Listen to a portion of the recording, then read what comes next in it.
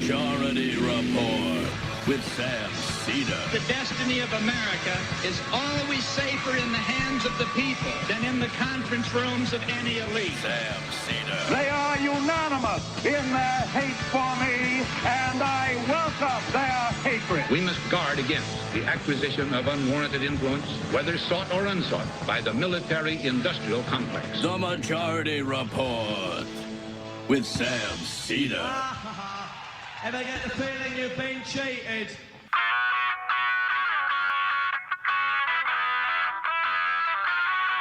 It is Thursday, February 2nd, 2023. My name is Emma Vigeland in for Sam Seder, and this is the 5-time award-winning Majority Report. We are broadcasting live steps from the industrially ravaged Gowanus Canal in the heartland of America, downtown Brooklyn, USA. On the program today, Laura Katz Olson, author of Ethically Challenged, Private Equity Storms U.S. Healthcare. Meanwhile, Fed officials have approved the 8th interest rate hike in a year, despite signs of cooling inflation. The unspoken consensus is that there is too much labor power. Biden and McCarthy met yesterday on the debt limit, and predictably, nothing came out of it. House Republicans appear to have the votes to oust Representative Ilhan Omar from the Foreign Affairs Committee, which sucks. The College Board has caved to Ron DeSantis' pressure and altered its AP African American Studies curriculum to appease racists. Authors like James Baldwin and Bell Hooks have been removed. Two of my, most influential, I think, people in my politics, honestly. The FBI is sniffing around George Santos' alleged GoFundMe fraud. You know, the one where he's accused of ripping off a veteran who needed surgery for his service dog? Like a Scooby-Doo villain? VP Kamala Harris spoke at Tyree Nichols' funeral yesterday, but still no word on what the administration plans to do substantively about police brutality. The FBI search of Biden's vacation home found no classified documents, and his approval rating, unshockingly, seems unaffected by the whole saga. In France, union-backed protests rage over the government's planned rise in the retirement age. And in the UK, nearly 500,000 teachers and civil servants walked out to protest low pay, the largest coordinated strike action in a decade. The family of Anthony Lowe, the double amputee killed by cops in California, is demanding answers. And lastly, the U.S. has reached an agreement to increase its military presence in the Philippines. Yet another step in this new Cold War versus China. We're hoping to get someone on to talk about that soon, because scary developments. All this and more on today's Majority Report. It's an Majority Report. Hello.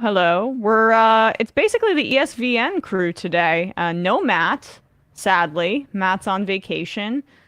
He helps the me. takeover. Yeah, so it's just myself and Bradley flying solo today, and then, of course, in the fun half, we'll be joined by the illustrious Matt Binder and the equally illustrious Brandon Sutton. So that will be fun. But I remain quite concerned about this heightened rhetoric towards China and action. We've already increased our military presence in the region. We had an agreement about a year ago, I believe, with Australia to place submarines and other military machinery in near proximity to China, and now a second agreement with the Philippines, heightening tensions with China for God knows what reason, except for the fact that it enriches people. And having an adversary in this way, it's like the Cold War against Russia is still not over in terms of our relationship with them, but with new frontiers, I guess. Now, let's turn to what House Republicans are cooking up here, because Republicans have had a hard time coalescing around a strategy to leverage the debt ceiling to get spending cuts for programs for the poor, for just general social spending, weakening things like Medicare, Social Security, Medicaid. That's their primary objective, because they are butlers for the wealthy. And here is the Representative Jody Arrington, who is the incoming budget chair. Is that correct? Yes, incoming budget chair. So this matters when these ideas are being floated to Fox Business. Jody Arrington is asked as to whether House Republicans will actually engage in defense spending cuts. They've been saying publicly that they will because they want to cut out all the wokeness. My reaction to that is, hey, half of it's wokeness at this point, so let's just cut it in half away. Maybe more. That's my grand bargain. But clearly they're not actually going to do that. They're just pretending that they will. But here's Jody Arrington being asked about it. Republicans have talked about going back to 2022 spending levels. If you go back to 2022 spending levels, that is a decline in defense spending by $75 billion. Are you prepared to make that decline? Oh, there's plenty of non-defense discretionary spending to cut, by the way. We've increased discretionary spending by $500 billion since 19. So, and then there's one-time spending like. Can you pause it really quickly? That was because partly because of COVID. The reason he gives that specific date, 2019, by the way, who was the president during that time period, is because of the COVID discretionary spending that was necessary when we were in the middle of a deadly pandemic. But in the years before that, and I'll get into that in a second, discretionary spending has been on a decline because of Republican hostage taking. But keep going. Increased discretionary spending by $500 billion since 19. So, and then there's one-time spending, like there's $100 billion in unspent COVID monies. There's, the cancellation of student debt, which is could be as high as $1 trillion. So, pause it again. I'm so sorry. That has zero effect on the budget. The student debt cancellation plan was just a debt jubilee. And Biden has the ability to do that because it's outside of the purview of the purse strings of Congress. That's why he was able to do it via executive order, although it's being tied up in the courts. You gotta fact check these guys, and not in the cringy Washington Post way, but in a real way, in real time, because there's just so many lies on top of lies. But keep going. $1 billion in unspent COVID monies. There's, the cancellation of student debt, which is could be as high as $1 trillion. So right now we have people not working. As you know, this is a problem for the economy.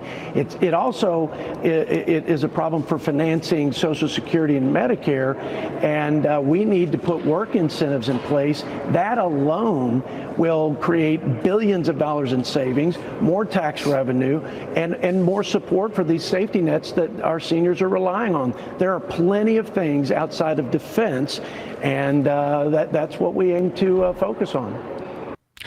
So love it. Defense spending definitely not going down. That's the only thing that can increase every year, and that was just another lie. The discretionary spending is a separate pot from Social Security and Medicare, which is its own self-funding pot. It's just sectioned off. You'll, from time to time, hear Republicans like Ron Johnson say that we should move Social Security and Medicare into discretionary spending, which would make it much more easy to cut. That is, I would say, one of the goals of far-right Republicans. But at the same time, that's going to be harder to sell. Something like work requirements for SNAP, and here for Social Security and Medicare. Social Security keeps 2/3 of seniors out of poverty, and the reason that you're getting Social Security is so you can have a retirement and not have to work. And Medicare, it's the same deal. Like, because we in this country have tethered healthcare to employment, Medicare provides our seniors with the ability to have some semblance of medical care outside of a work requirement. So this is essentially saying, when you make work incentives a part of Social Security and Medicare, that means no retirement for you. Sorry, work until you die. I also just find it interesting from a political level beyond like the very like thinly veiled attempts to just basically be like, we will immiserate working people for the sake of the so-called like fiscal responsibility of the country. The dance that these guys are doing between like not feeling particularly comfortable actually coming out and saying firmly what they'd be willing to cut to accommodate these demands that like the never Kevies tried to get when they voted present for McCarthy as speaker. It's put everyone in a very bad position because not even those guys have a real design on being like, right, yeah, we want to cut like this much money from the military. We want to take this away from seniors or from kids or from SNAP or whatever. And then made it even further complicated by the fact that Donald Trump came out and said it would be the biggest mistake that the Republicans could make to do anything to cut so-called entitlements. So it's like, it reminds me of that scene in Inglourious Bastards when they're at the table and everyone has their guns pointed at each other's crotches. Right. And it's just like, who's going to shoot first? Yeah, after the whole three debacle. It's also just, it's especially gross to be talking about that. And I didn't mishear him, right? He said Social Security and Medicare. These are programs that are funded by a payroll taxation on you throughout your lifetime, and other mechanisms, but taxation on you throughout your lifetime so that you have this money for when you retire. So we're going to add an extra work incentive. These programs are funded by work throughout people's lives. Obviously, we've spoken at length about what you can do to ensure that the program and the trust, the Social Security trust, does not run out of money. We don't need to get into that. But I'm a bit concerned because all of this talk about discretionary spending, it echoes 2011, and Biden has said that he's learned from that. I just don't know if that's the case. Because Biden, people forget, was directly involved in negotiations following when Republicans took control of the House in 2011. They were demanding cuts to Social Security, Medicare, so Obama could own it. And Obama decided to negotiate with them in good faith. And the only reason that those cuts did not happen was because part of what was being negotiated was Obama wanted a small increase in taxes on the rich, and the Freedom Caucus was so extreme, and they said, no, absolutely not. No tax increases. And that's the only reason that was avoided. And then that led to like a chain reaction where they had to agree on a budget, and there were cuts to discretionary spending that were leveraged, but no tax increases on the wealthy. And then in 2013, the Bush tax cuts needed to be renewed, and it was like, okay, this is an opportunity to be more balanced in our budget. We can eliminate the Bush tax cuts for the wealthy and go back to levels beforehand, so the rich pay their fair share. And Biden, against the wishes of Harry Reid, he undercut him and essentially gave Mitch McConnell what he wanted in that negotiation period. And so we've been on a decline in terms of that kind of spending for years at this point. There was that slight bump in COVID, and Republicans are trying to use that as an opportunity, shock doctrine politics, to get more of what they wanted, because they were unsuccessful in cutting Social Security and Medicare due to the extremism of their own caucus in 2011. This is their second bite at the apple, as it were. And it's important that we do not give them that opportunity. And Biden, hopefully, he says he's learned from it. Let's hope he has.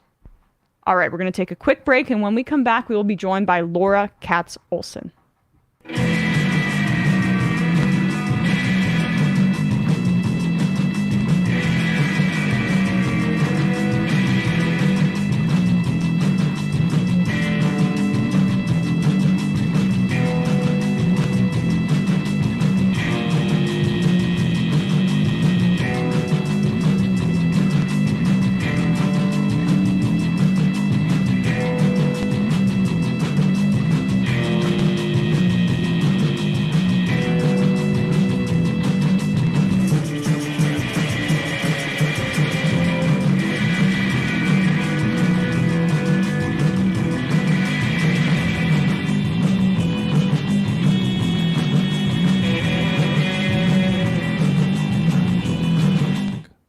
We are back, and we are joined now by Laura Katz Olson, Distinguished Professor of Political Science at Lehigh University and author of Ethically Challenged Private Equity Storms U.S. Healthcare. Laura, thank you so much for coming on today. Oh, it's my pleasure. I should say I went to Lafayette, so we're supposed to have a deep rivalry here. Of course. I know I don't really care too much about that, but it is funny to. It's a big issue. It's a big issue at Lehigh and Lafayette. It is exactly. So let's just start with the history of private equity. I know that was kind of chapter 2 of your book, but for our audience, I think it would be a great place to start. How it kind of grew out of this era of privatization and deregulation in the 70s and 80s. Well, it started in the 70s. But it was really very small scale. But it started to pick up in the 1980s, especially because there was a source of very, very, I shouldn't say inexpensive, but a huge source of money, junk bond, the junk bond industry. And in the early years, it was, they would just sort of take over companies. They wouldn't even negotiate. They would just take over companies, and they were seen as some pretty ugly raiders. One of the most important books on the issue is called "The Barbarians Are Coming," the barbarians are at your gate. They're already here, right?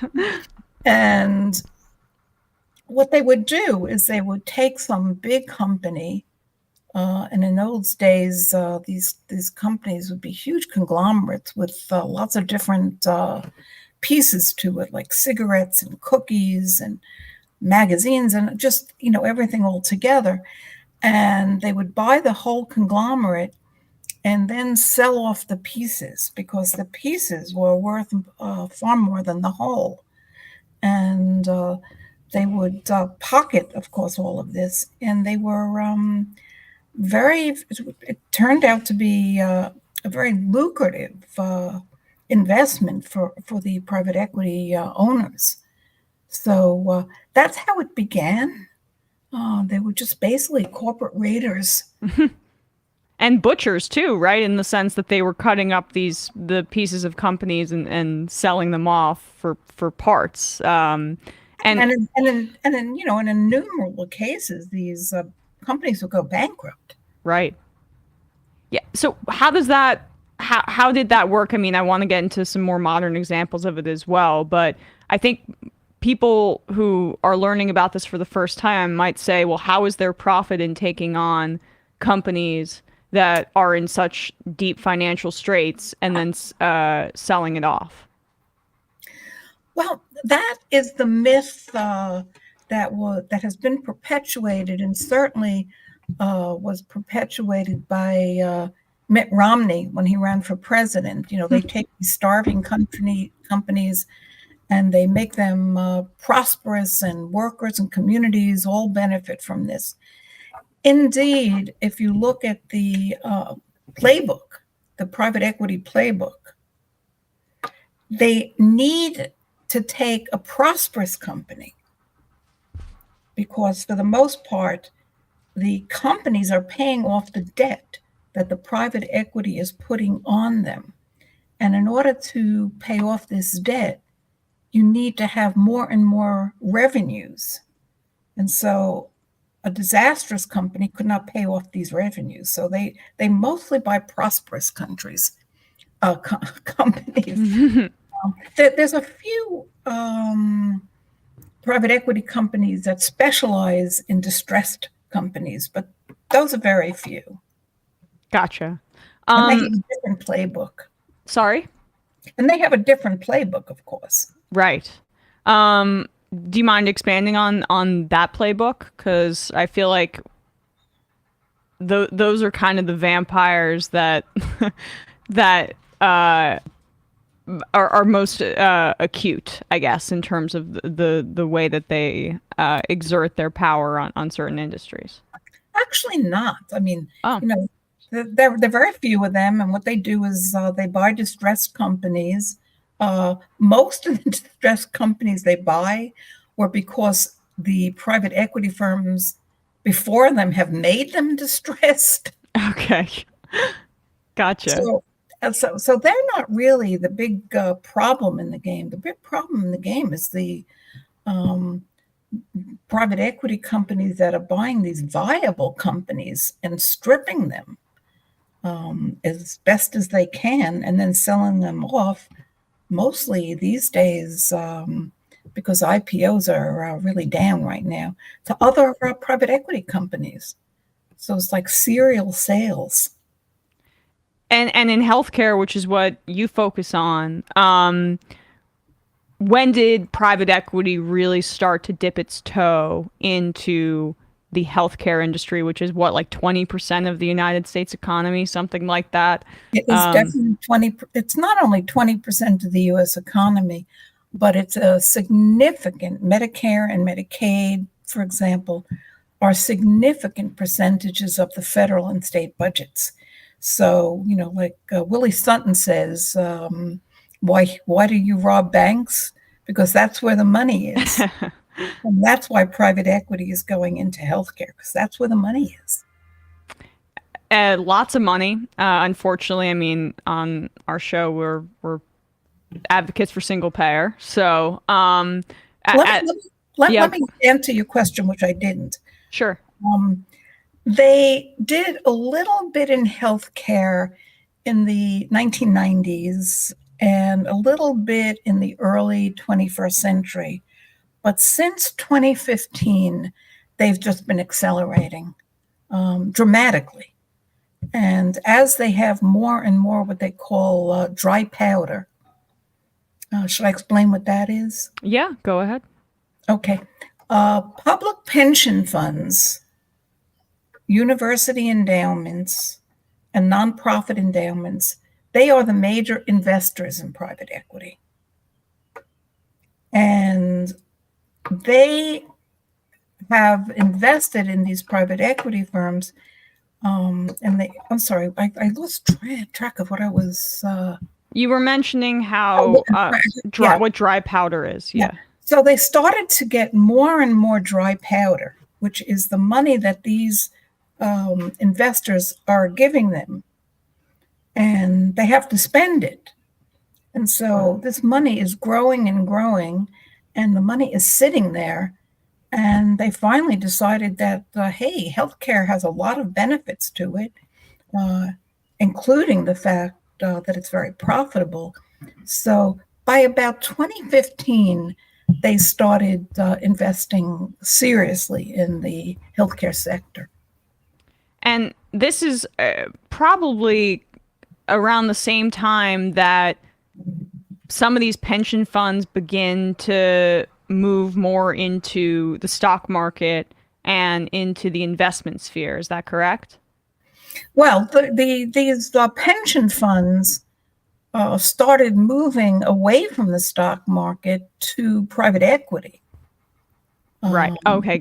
Yes. Gotcha. Okay. And I just read this morning that there's an average of about 14% of their, and this is just an average, of their pension fund money now is in private equity. And they keep investing more and more money. Is it because they perceive it as less risky? It's definitely more risky. Right, but the perception might be that it's less but based on your research, it definitely seems more risky. No, it's definitely more risky, and another problem, it's illiquid. The private equity fund keeps this money for decades. But the reason they're investing more and more is because they believe, and I emphasize the belief, that they're getting high rates of return. There is a growing number of studies now showing this may not be the case anymore. It's very, very hard. Private equity is very secretive. It's very hard to get any information, including the investors get very little information.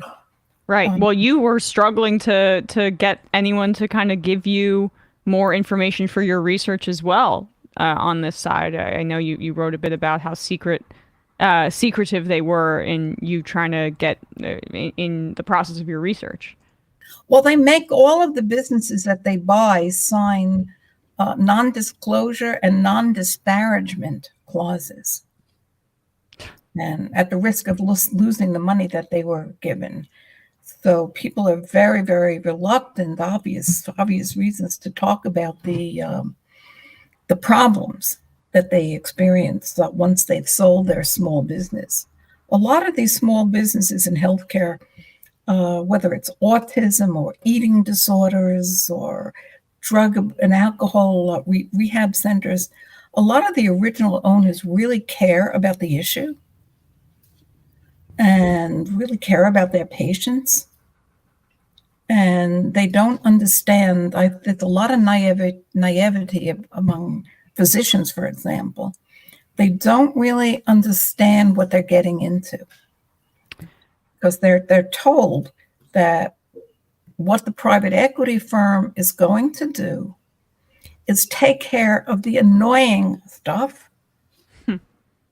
And there's lots of annoying stuff with rules and regulations and handling, patient times that they're coming and all of that. That's all going to be taken care of by the private equity firm, so as to allow the, let's say, physician or provider to practice what they want to practice. It's a big thing that they let physicians practice medicine. But the reality is they are totally controlled by the private equity firm. Can you expand a bit on the point about how private equity is targeting places like eating disorder centers, rehabilitation clinics, autism treatment facilities, because there's a little bit less government oversight into some of those facilities, and they've, I think, been, and correct me if I'm wrong, targeting them for that particular reason.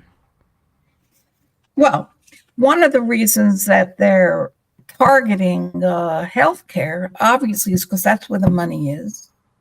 That's where the profits are. The aging population, the Affordable Care Act, which put more patients on the, but also healthcare is fragmented. I mean, lots and lots of small agencies, mom and pop shops, that what they'll do is they'll buy what they call a platform, like a flourishing company. Mm-hmm. And then they will add on to that company by taking on these small mom and pop shops or agencies, buying those companies and making it larger and larger, which increases the value exponentially, but also gives them local, regional, state, and sometimes national monopolies, so that they can control the costs. Gotcha. And can I just say one thing, which if sure. I don't get in, it won't, because this is one of the most important things. When they buy a company, the private equity firm puts in about 2% of the value, only 2%. The pension funds and endowments put in about 38%. And the rest of that is paid for by debt. Now, the debt is paid back by the companies they bought.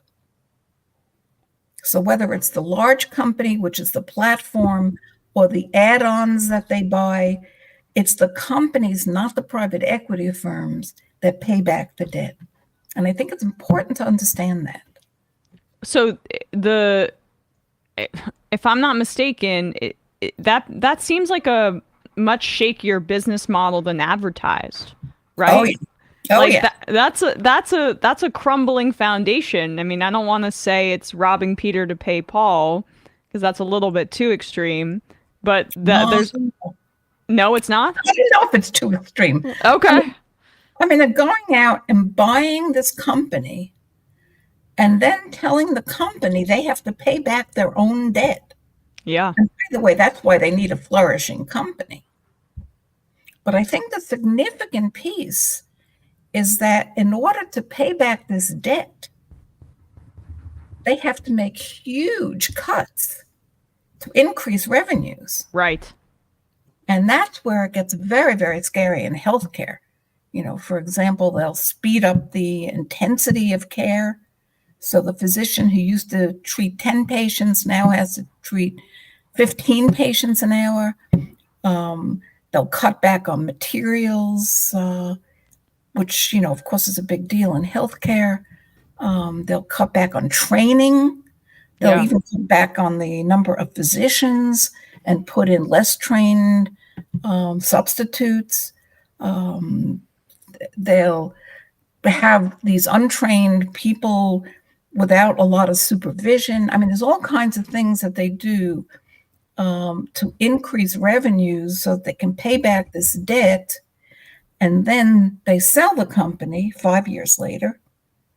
And now they own a company with no debt, you know, for the most part, but lots of value. Yeah. I mean, I have a theory that this is also happening in tech right now. That a lot of these companies that are trying to get acquired, they're cutting costs very quickly so that they can sell their brand and get a big payout for the executives, and then, you know, the company is gonna get acquired, and the workers, it doesn't necessarily matter. I mean, I want to return to how this affects the patients in a second, but workers in these fields in healthcare are also affected by this as well. And can you just expand on the layoff element when they're trying to make the company as profitable, or as squeeze as much juice out of it as possible? Well, yeah. I mean, they'll have fewer workers, of course, fewer high-paid workers like physicians. They'll often slash the salaries. They'll slash benefits, slash sick days. So it has very detrimental effect on the workers Right. in healthcare. And as a result, the patients, because in many healthcare fields, it's the workers that are really there for the quality of care. When you start messing around with the workers in healthcare, you know, if you mess around with the workers in retail, so it's annoying. You know, you go to the store and you can't get someone to help you. But in healthcare, it can cause illness and death. So it's a pretty different issue. Absolutely. And the you also speak about how this has affected dental service organizations as well, and how that's kind of how they dip their toe into this area. Do you mind talking a bit about that? Well, they use the same playbook with dental services. They've had disastrous experience with dental services in the 1990s, but some of this is ongoing. They've had bankruptcies. They've had Medicare, Medicaid abuse. They had seriously abused young children with the dental care. But some of this is ongoing. And my favorite whipping boy is Aspen Dental, because it's still there. It's still growing. It's still very profitable. It's gone through, I forget how many, I think 5 changes of hands for private equity.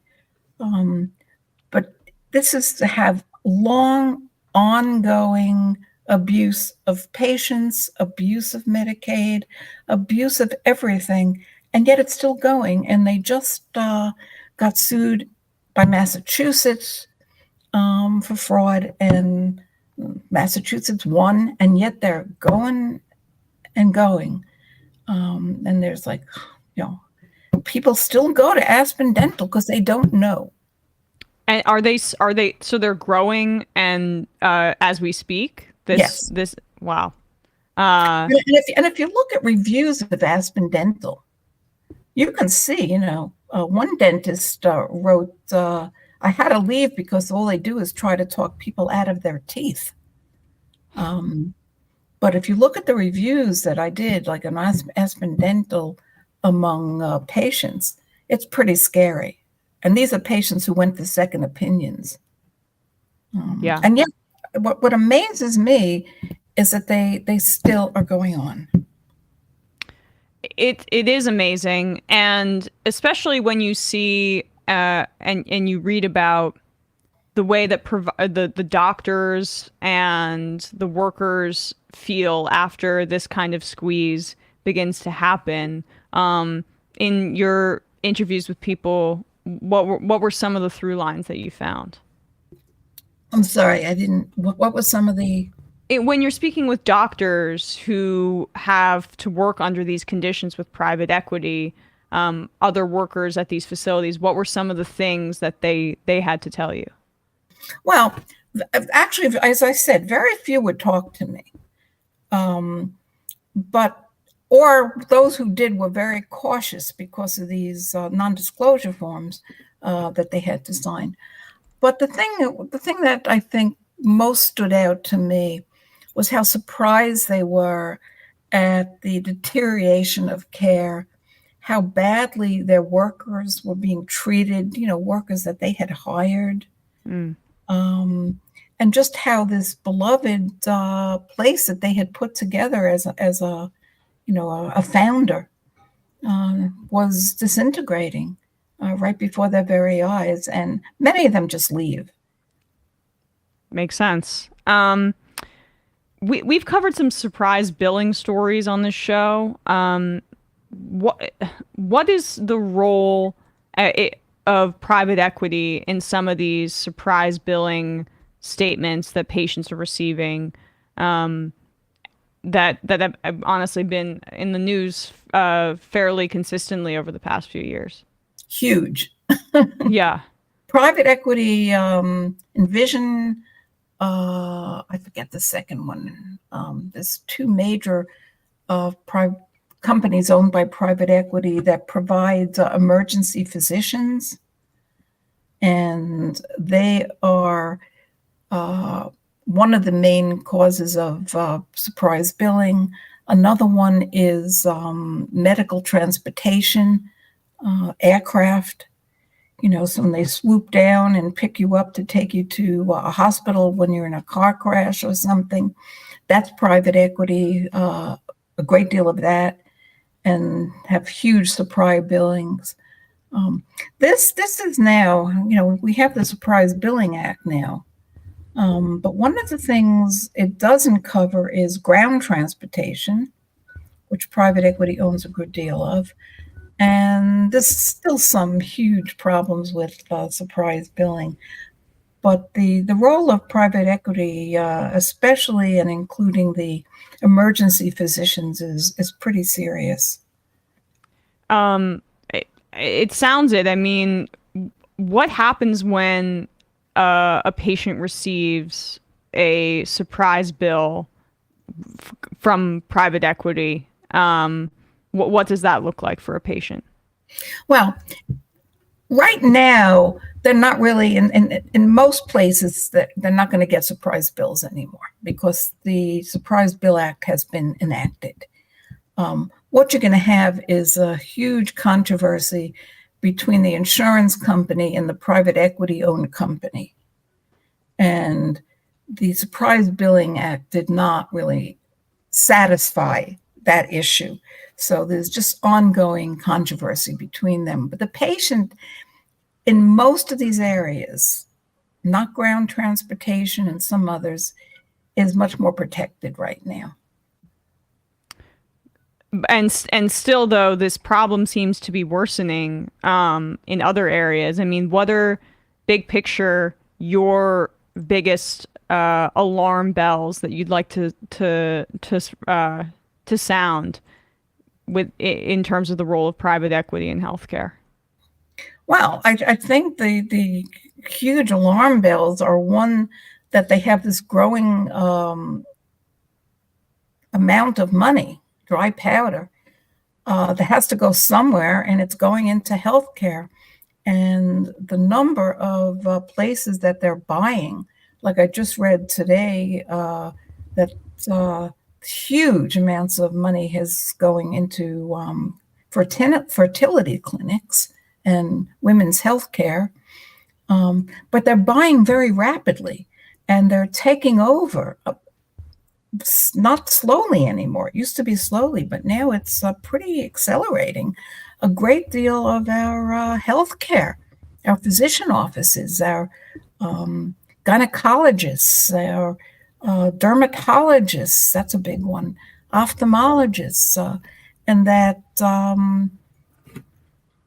as they take over more and more of these healthcare niches, we're going to have one, growing costs, and two, lesser quality of care. And one thing, I know I'm a very strong advocate of single payer, Medicare for all of that. But you can't have a single payer system or a Medicare for all system even if you keep the same provider system, because then you'll just have a better payer system, but a worsening delivery system. And to kind of return to what you were saying at the start of our interview, you see how this system exploits Medicare and Medicaid already. Well, you know what I mean? Yeah,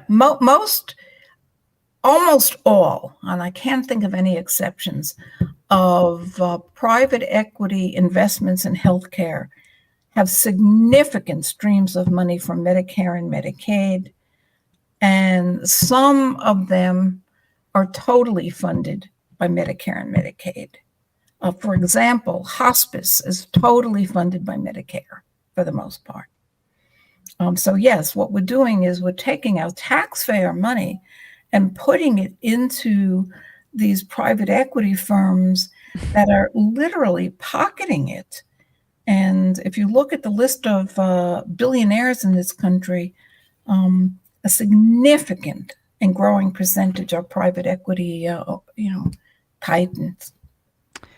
That is terrifying, but really necessary for you to get the word out. And I would highly recommend the book. It's called Ethically Challenged: Private Equity Storms U.S. Healthcare. Laura Katz Olson, Distinguished Professor of Political Science at Lehigh University. Thank you so much for your time today, Laura. I really appreciate it.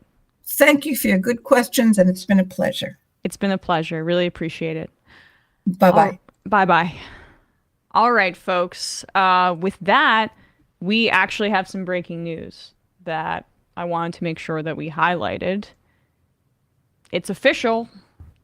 Ilhan Omar, as of like 10 minutes ago, has been ousted from the Foreign Affairs Committee on a complete partisan vote, 2018 to or 218 to 211. And one Republican voted present, but it didn't really matter. But no Democrats joined the Republicans, and no Republicans joined the Democrats. Here is Ilhan Omar's remarks on the floor in response to this. I think it's important that we highlight that this is a bigoted campaign. This is a party that has been built on Islamophobia, has targeted her for her being born in another country, and also her faith, the fact that she wears a headscarf. These are all indicators to the Republican base that we want this woman to go down. That's why Lauren Boebert came into Congress swinging, calling her a terrorist sympathizer. These are the same bigoted impulses that are driving this, and I'm sure that Representative Omar will speak to this in her remarks. This debate today, it's about who gets to be an American. What opinions do we have to have to be counted as Americans? This is what this debate is about, Madam Speaker. There is this idea that you are a suspect if you are an immigrant, or if you are from certain parts of the world, or a certain skin tone, or a Muslim. It is no accident that members of the Republican Party accused the first Black president, Barack Obama, of being a secret Muslim. It is no accident that former President Donald Trump led a birther movement that falsely claimed he was born in Kenya. Because to them, falsely labeling the first and only President of the United States of America a Muslim and African immigrant somehow made him less American. Well, I am Muslim. I am an immigrant, and interestingly, from Africa. Is anyone surprised that I am being targeted? Is anyone surprised that I am somehow deemed unworthy to speak about American foreign policy? Or that they see me as a powerful voice that needs to be silenced? Frankly, it is expected, because when you push power, power pushes back. Representation matters. Continuing to expand our ideas of who is American and who can partake in the American experiment is a good thing. I am an American who was sent here,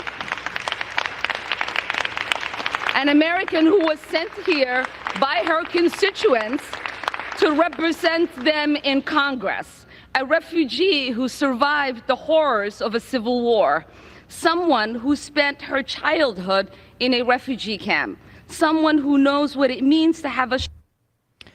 I mean, this is why she is such an important voice. And the bigotry is central here, and I want that to be at the front of your minds. I mean, there's nothing in this country that runs deeper than systemic racism. But over the past few decades, the Republican Party was the party of Islamophobia. And this was widespread. In New York City, we were surveilling mosques on a regular basis, targeting Muslim people because of 9/11. And it is that continued history that informs the Republicans' posture towards her today.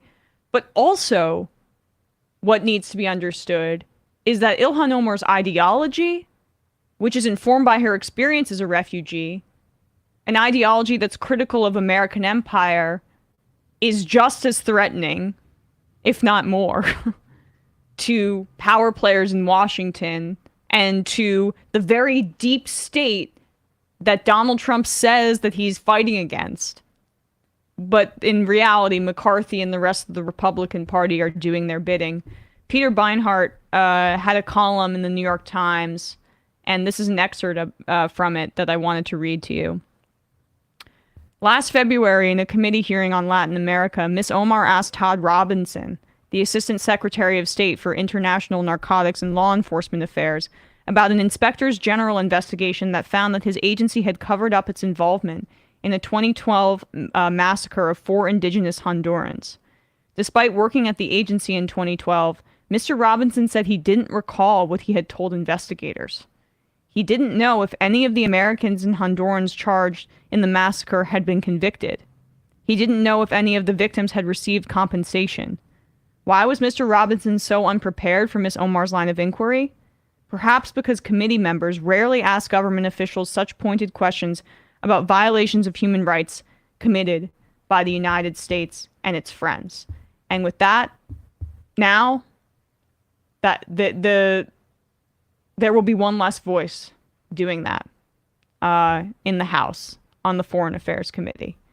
She is one of the only voices in government who is clear-eyed about American empire. And like Matt has pointed out a few times. She's been taking some strategic votes, and I think her apology for her statements that were called anti-Semitic, that I don't think were anti-Semitic, was a part of that strategy. And I think to an extent it's worked because the entire Democratic caucus has thankfully backed her up here. A far cry from Debbie Wasserman Schultz and others throwing her under the bus publicly beforehand. But with that, let's hear part 2 of her remarks. A refugee who survived the horrors of a civil war, someone who spent her childhood in a refugee camp, someone who knows what it means to have a shot at a better life here in the United States, and someone who believes in the American dream and the American possibility and the promise and the ability to participate in the democratic process. That is what this debate is about. There is an idea out there that I do not have objective decision making because of who I am, where I come from, and my perspective. But I reject that. We say there is nothing objective about policymaking. We all inject our perspective, our point of views, our lived experiences, and the voices of our constituents. That's what democracy is about. So what is the work of the Foreign Affairs Committee? It is not to co-sign the stated foreign policy of whatever administration is in power. It's about oversight. It's to critique and to advocate for a better path forward. But most importantly, it is to make the myth that American foreign policy is intrinsically moral a reality. So I will continue to speak up because representation matters. I will continue to speak up for little kids who wonder who's speaking up for them. I will continue to speak up for families around the world who are seeking justice. Whether they are displaced in refugee camps or they are hiding under their beds somewhere like I was, waiting for the bullets to stop. Because this child, survivor of war, would have wanted that. The 9-year-old me would be disappointed if I didn't talk about the victims of conflict, those that are experiencing unjust wars, atrocities, ethnic cleansing, occupation, or displacement like I did. Yeah, I mean, that is essential. That is why she is essential. I keep repeating that. But again, go read this opinion piece in the New York Times. So many examples laid out by Peter Beinart about why she's such an important voice. Here's another. In April, Michael McCall, a Republican who is now the committee's chairman, declared that Americans' legacy in the Indo-Pacific is freedom and prosperity, and then warned that China's Communist Party threatens it.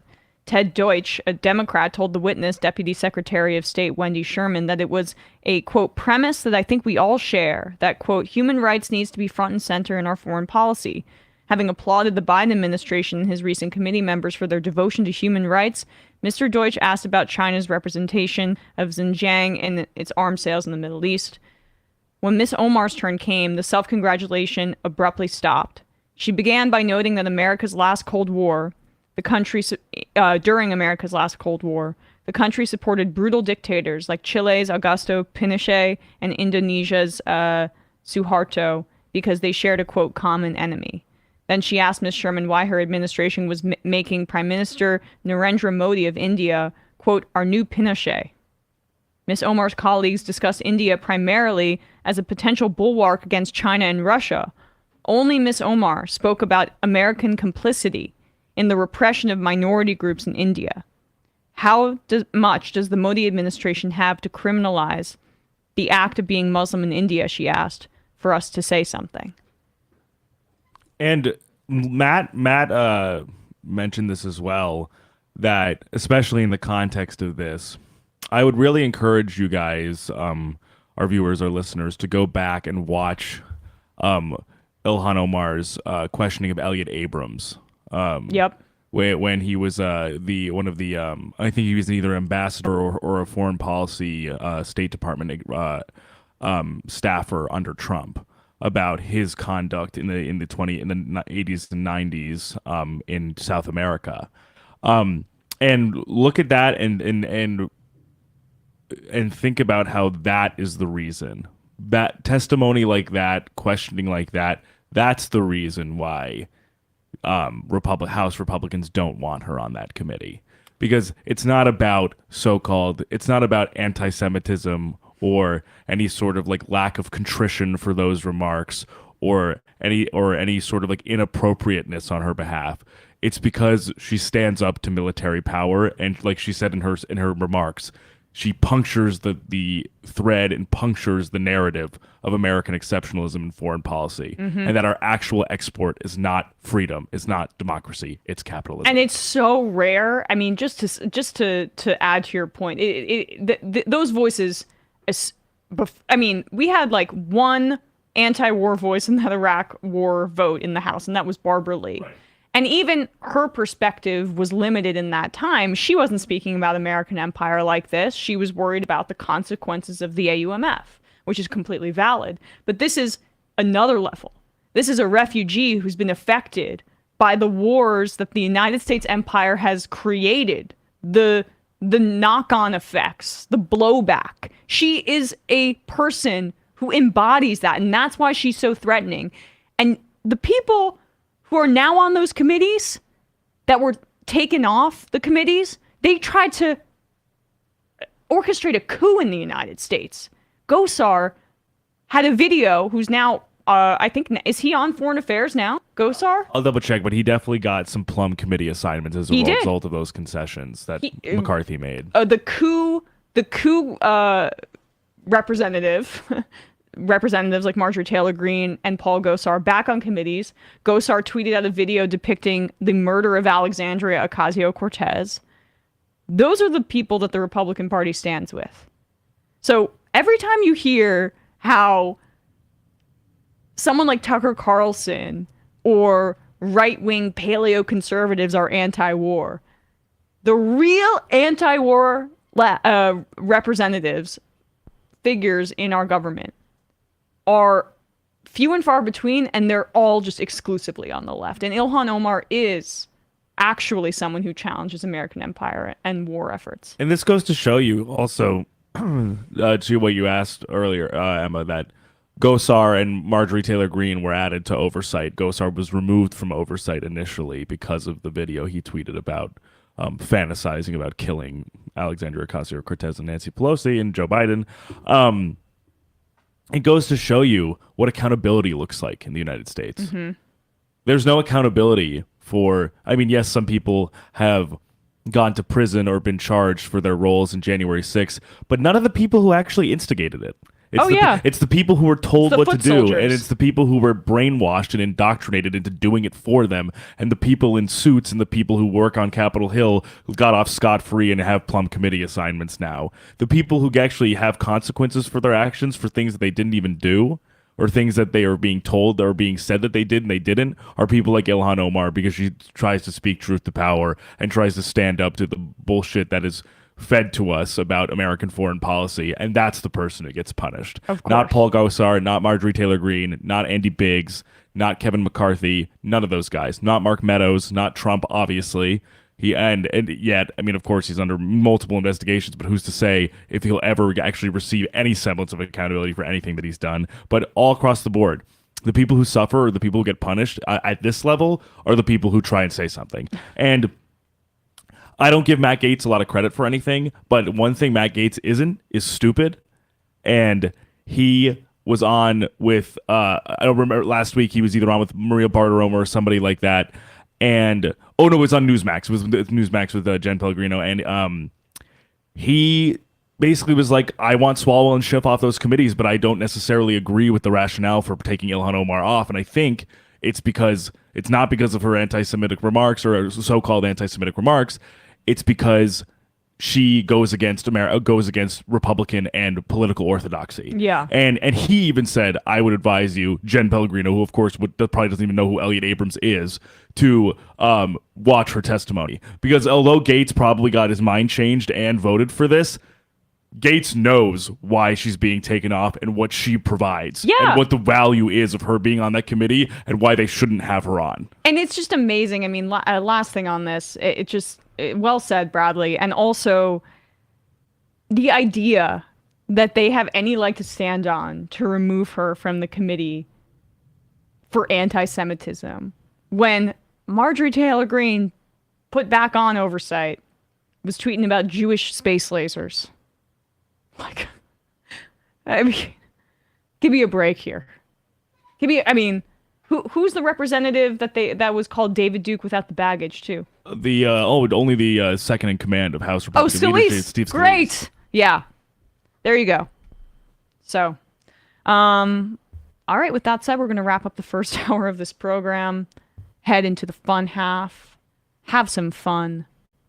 But today we have ESPN. We're going to be talking about the Brady retirement, some NFL staffing stuff, shooting the shit, 4 p.m., youtube.com/ESPN show. Check us out. Yeah, we can bring Brandon in, but I will say that this show relies on your support. Become a member, join themajorityreport.com. Help us out. We would love it. We got Brandon here. Wait, they might not be able to hear me. We can hear you. Hey, Brandon. There you are. Hey. Hey, everybody. You just interrupted me singing Jumper by Third Eye Blind to myself. It's a good one. Why? I love that song. Oh, but no underlying concerns about yeah. Why would people on ledges not jumping? Oh, I've never actually thought about the lyrics to the song. You took it to a dark place. Yeah, I get concerned hearing this. The movie Jumper is not about suicide; it's about teleporting. So I think there's plenty of precedent for. Jumper was one of my favorite movies when I was a kid. Really, I saw that movie like 5 times in theaters. What's that? The one with Joseph Gordon-Levitt? No, that's Looper. Oh, sorry. Jumper is Hayden Christensen. Oh, and right. Mila Kunis. It's really and Samuel Jackson. It's apocalyptically stupid. Like, it's one of the dumbest movies ever. But me and my friends were like, we gotta go see Jumper. So you can jump around in time. Yeah, I saw it like so many times. Have you seen Push? No, I should watch Push. Push is like Jumper. Yeah, I love all the time movies, the time jump movies. Time travel movies. Gotcha. What's happening on the discourse, Brandon? Well, I have the fans promised. Let me say that in a non-Yoda way. I have promised the fans an episode about Avatar, and I will deliver that. The fans promised I have. The fans promised I have an episode about Avatar, yet I have not delivered. But we're going to do that this week, and we're also going to do a little talk about anime. I've tapped one of my friends, Alex Patak, to join me to talk about Avatar 2 and the Bleach, Return of Bleach, the anime, not Bleach, the cleaning solution. Gotcha. To the airwaves. And so, yeah, I look forward to that for all my pop culture heads out there who love hearing me talk about things that no one cares about. Well, check that out. I mean, some people seem to care. It's fun. It's fun. It's good times. About Avatar, at least, which is now the 3rd highest grossing movie to ever be released. Of course. Never doubt James Cameron. Also, really quick before we head into the fun half, because I guess we don't have Binder, but check out. Oh, we do. Let's let him in. But pre-order your Majority Report t-shirts. They're back on the shop. shop.majorityreportradio.com. Go there, don those. Saw somebody wearing one of those at the recent Give Them a Revolution live show, and hey, it's just completely patted my ego. So go get those. Binder, what's happening on Scam Economy and Doomed? Well, and you have no sound. Oh, hold on, Binder. I don't know why that is. Wait. Well, is that on your end, Binder? Talk? Yeah, talk. No? He's not coming through for some reason. How about now? There you are. Hey, Binder. That was weird. Okay, but I'm here. Hello, everyone. On Doomed, I had on Ravana, who you all might know from Twitch and DYT, and we discussed what's going on with dudes, from Andrew Tate's fans to the whole discourse that came out this week about AI deepfake porn, and apparently that even being something that you would argue about being fine, which it's obviously not. Let's talk about that in the fun half. I have some really strong feelings about it. I'm assuming pro it. No, I'm joking. Yeah. We're gonna defend porn. Embrace I'm gonna play deepfake porn. I'm gonna play devil's advocate on this one. I feel like it's time. It's time for me to do my heel turn. Right. Yeah. This is why you leave the left, because of you're such a huge AI porn fan. Right. So that's at youtube.com/Matt Binder. Also, this week's Scam Economy, I'll let you all know as soon as it's in the bag when that'll be up. And then later tonight on Leftist Mafia with David Dole, Mike Figueredo, Lance of the Surfs, the whole crew. We will have on, from what I understand, Nina Turner is going to join us for a little bit tonight. And that's at the Rational Nationals YouTube channel and at the Surfs Twitch channel. Very cool. All right, we're going to head into the fun half then. And also just check out Left Reckoning for Matt in absentia. 646-257-3920. See you in the fun half. You are in for it. All right, folks. 646-257-3920. See you in the fun half. Oh, no. Are you ready?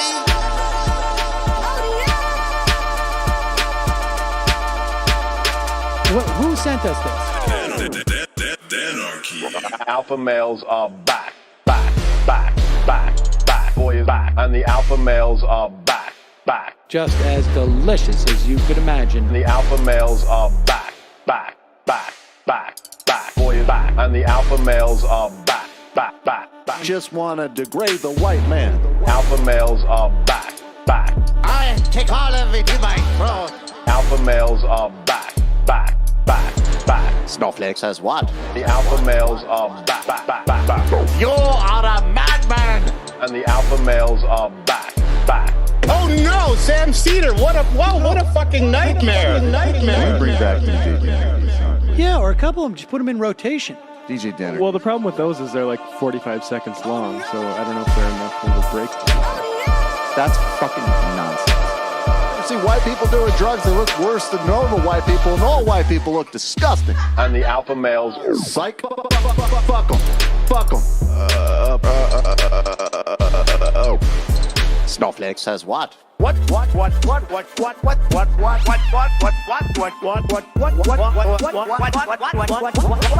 Snowflake says what?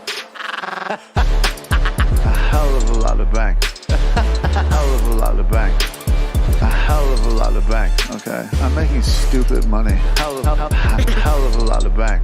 A hell of a lot of bank. All lives matter. Have you tried doing an impression on a college campus? I think that there's no reason why reasonable people across the divide can't all agree with this. Psych. And the alpha males are back. And the Africans are black African. And the alpha males are black. And the Africans are back. When you see Donald Trump out there, doesn't a little part of you think that America deserves to be taken over by jihadists? Keeping it 100. Can't knock the hustle. Come on, fuck 'em. Things I do for the bigger game plan. By the way, it's my birthday. Happy birthday to me, Jew boy. I have a thought experiment for you. And the alpha males are back.